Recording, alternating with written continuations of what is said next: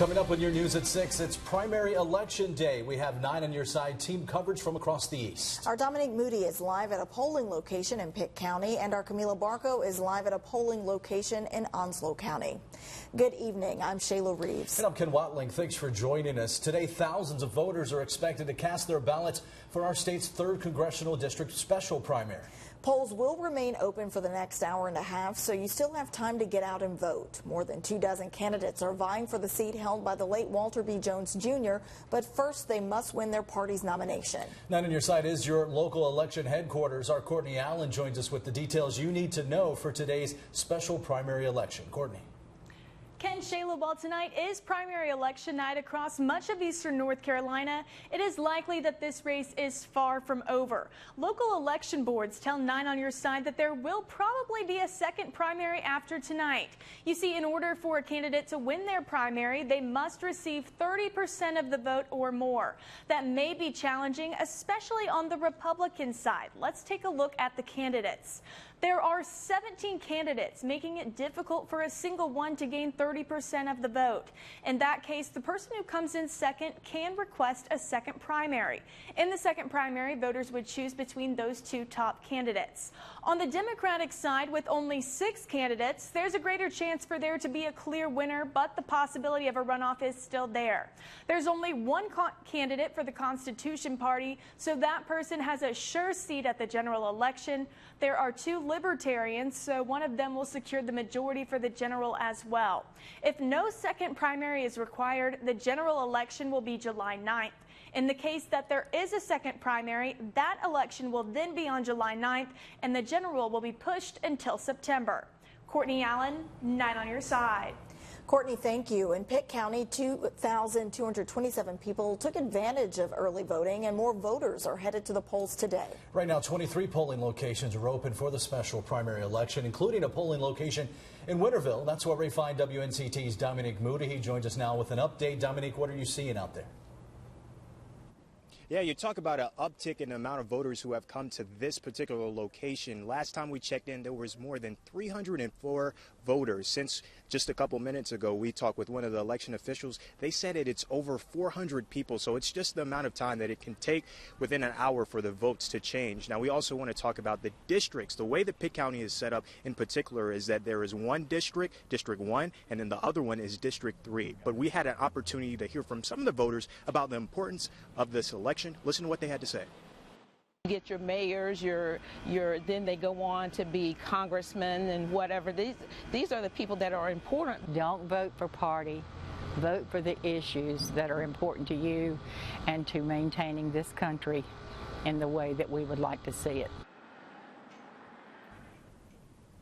Now, we talked a little bit about the districts. That has been an issue at some of the polling locations. Earlier, I was speaking with a few voters, and they were telling me that they didn't know exactly if this was the precise location that they needed to be in order to cast their ballot, but the people inside, they made sure to help them. Now, voting locations are still open until 7:30, so you still have a little bit over an hour to go out and cast your ballot.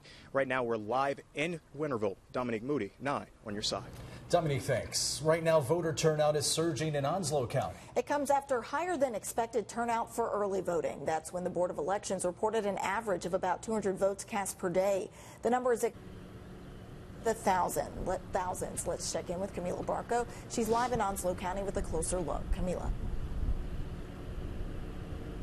Yeah, Shayla, Ken, the parking lot here at the rec center in Onslow County has actually gotten busier since we last went live at 5 p.m. It was slow this morning, however, and the same situation occurred during early voting. However, the number of votes have actually picked up along the way. At 10 o'clock this morning, the Board of Elections says there was 1,600 votes in the county, but in just a matter of 6 hours, more than 5,000 votes have been counted for. Voters say this election is important because it gives representation to the small towns. Can't leave any of our representative seats blank. I mean, we have to have representation up at Congress, so that's why they're good, I think. So we are glad that they turn out. That's what we want them to do.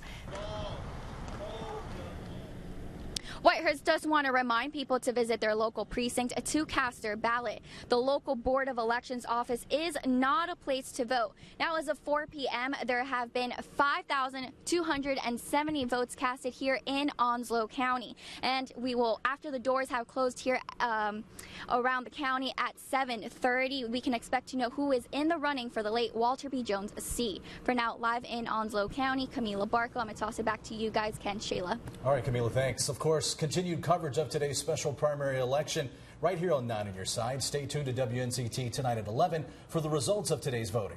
You can also download our WNCT News app and check out our website to stay up to date.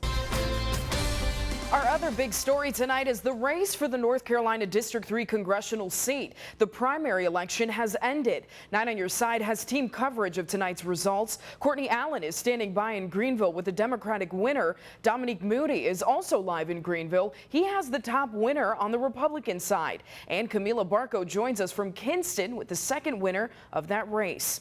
We begin tonight in Greenville. 9 on Your Side's Courtney Allen with reaction from Alan Thomas, the winner of the Democratic primary. Courtney.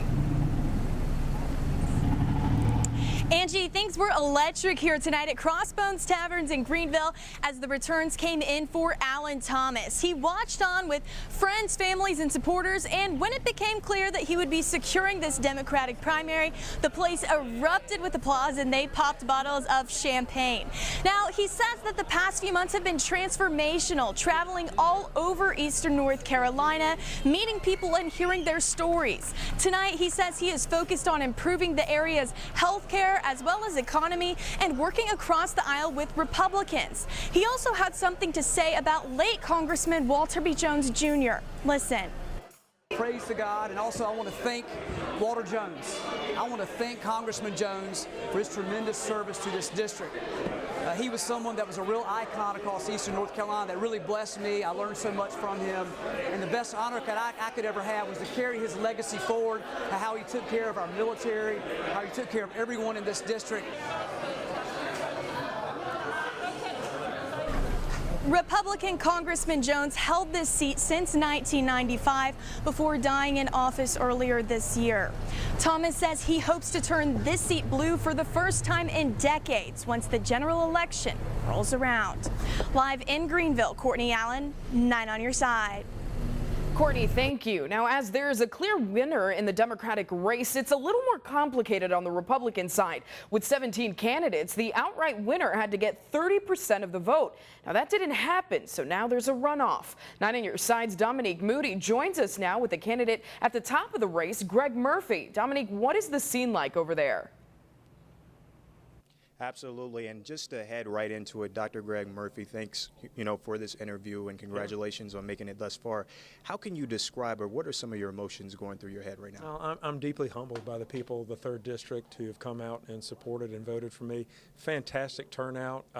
Just a little bit short of what we wanted, but I mean, it's been fantastic. I have a wonderful, wonderful team. We're really like a family, and I couldn't be happier. Absolutely, and it seems that as you continue on, hopefully with this election, it seems as though you will need the support. How crucial are they to you? They're family to me. We're on text strings. We're going back and forth all day long. I could not do this without them. It's not me. It's a team approach, and that's the way really you have to look at, in my opinion, is politics. It's a team approach. It's not just about me, for sure. Absolutely, and for the people outside in the community, what is your message to them? My message is 1, thank you. 2, I will continue to need your support because there is at least one more race to run, and I'm deeply appreciative of what they've done in the past, and I hope I can serve them in the future. Absolutely. Now, in your victory speech, you mentioned your wife. How critical has she been? My wife has been my rock and my foundation. When all this blows away, she has been with me through thick and thin throughout my entire life in the last 27 years of marriage and 3 children and ups and downs and businesses and this, that, and the other stuff. I would be nowhere without her. Absolutely. Thank you so much for your time, and congrats again. Angie, we're going to send it back to you guys in the studio. Dominique reporting in Greenville. All right, Dominique, thank you. 9 on Your Side's Camila Barco joins us now from Kinston with the Republican runner-up. Camila, how's the mood over there? Angie, the energy here in Kinston has been very positive. As you can see behind me, a group of supporters have gathered here at Joan Perry's home to celebrate the occasion. And right now we have live with us the runner-up, Miss Joan Perry. How are you feeling? You know, it's been a tight competition. How do you respond to the voter turnout? So pleased. Absolutely. It exceeded our expectations. And I loved being out and getting to meet so many people at the polls. That was very special. And, you know, the question that, the answer that everyone wants to know, will you be challenging Greg Murphy for the primary runoff? Yes, we will. We recognize the fact that Dr. Murphy did not achieve any more than 25% of the vote. So that means 75% did not vote for him. And also, we took a number of the counties, first place in those counties. So we were pleased about that. Very persistent. Thank you so very much. I know you have a group of people that are still waiting to congratulate you. So we thank you so much for your time and good luck in the primary runoff. Thank you so much. Thank you. And like I said, the persistence is very strong here in Kinston, as Ms. Joan Perry just said. The primary runoff is scheduled to go on in July, and of course we will be covering that. But for now, I'm going to toss it back to you, Angie. Camila Barco reporting out of Kinston. Thank you, Camila. On the Libertarian side, Tim Harris beat out Shannon Bray for the nomination with a result of 71 votes to 56. Greg Holt ran unopposed as part of the Constitution Party, so he and Harris will be on the ballot for the District 3 general election. Now, of course, we will have continuing coverage of the District 3 race as we prepare for the second primary for the Republican Party on July 9th, then the general election on September 10th. You can also download our WNCT News app and check out our website to stay up to date.